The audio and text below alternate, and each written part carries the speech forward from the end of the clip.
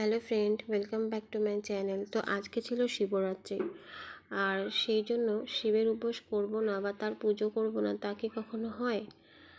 তো আমি কখনোই মন্দিরে যাই না, যেহেতু ঘরেই শিবলিঙ্গ আছে, তাই সব ক্ষেত্রেই আমি বাড়িতেই পুজো করে নিই।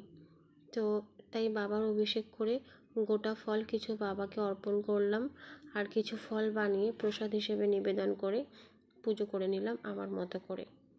তো এই দেখো আমার বাবাকে কেমন পুজো দিয়েছি। তো পুজো শেষ হয়ে গেল।